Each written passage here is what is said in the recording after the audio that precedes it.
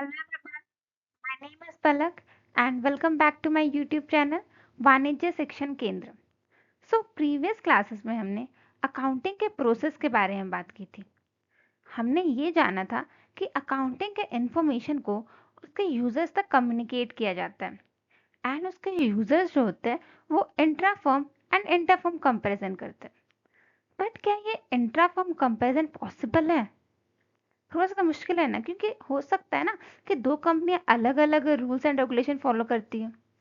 तो इसी प्रॉब्लम से ओवरकम करने के लिए कुछ अकाउंटिंग प्रिंसिपल्स बनाए गए, जो जनरली एक्सेप्टेड किए गए।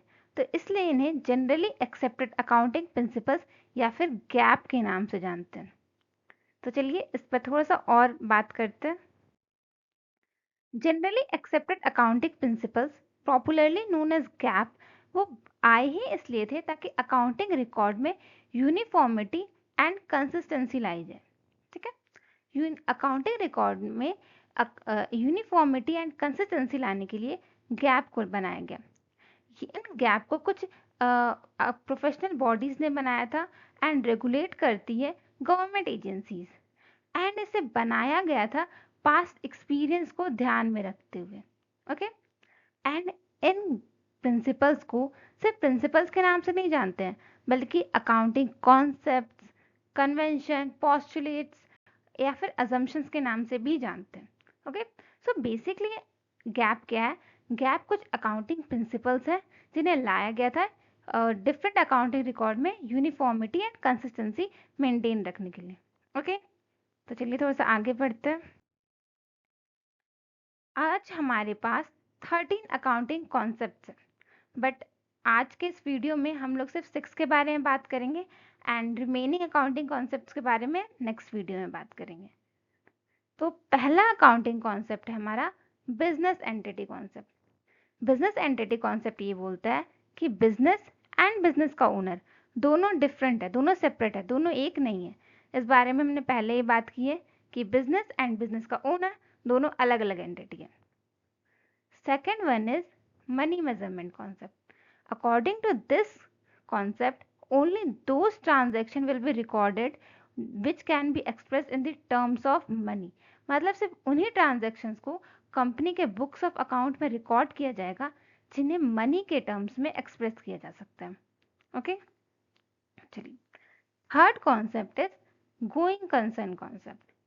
अकॉर्डिंग टू दिस कॉन्सेप्ट ये अज्यूम किया जाता है कि कंपनी लंबे टाइम तक चलेगी एंड नियर फ्यूचर में कंपनी बंद होने वाली या लिक्विडेट होने वाली नहीं है। ओके, कंपनी लंबे टाइम तक चलने वाली है, ये अज्यूम किया जाता है।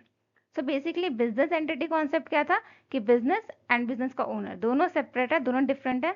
मनी मेजरमेंट कॉन्सेप्ट कि सिर्फ उन्हीं ट्रांजेक्शन को बुक्स ऑफ अकाउंट में रिकॉर्ड किया जाएगा जिन्हें मॉनेटरी टर्म्स में एक्सप्रेस किया जाता है।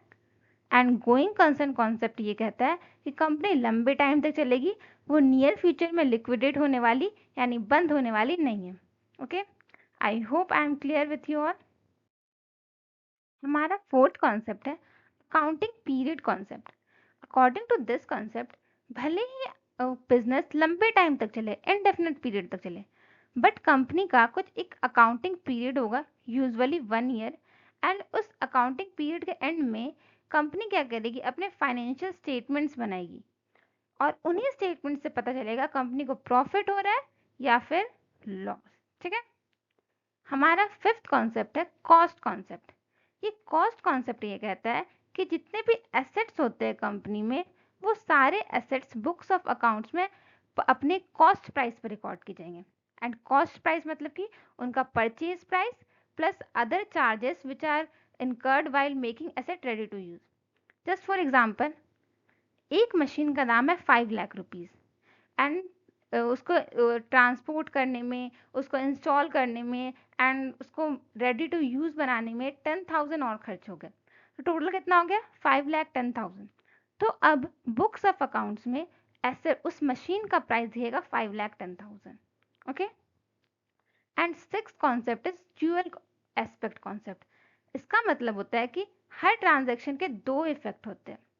कोई भी ट्रांजेक्शन जो बिजनेस में होगा उसका दो इफेक्ट होगा। ठीक है, इसके बारे में हम लोग आगे और डिस्कस करेंगे, बट नाउ जस्ट इतना याद रखिएगा कि हर ट्रांजैक्शन के 2 इफ़ेक्ट होंगे। ओके? आई होप आप लोगों को समझ में आया होगा। मैंने बहुत कोशिश की आप लोगों को समझाने की। फिर भी अगर कोई डाउट्स है या फिर आपको इस चैप्टर के नोट्स चाहिए, then please let me know in the comment section and thank you very much.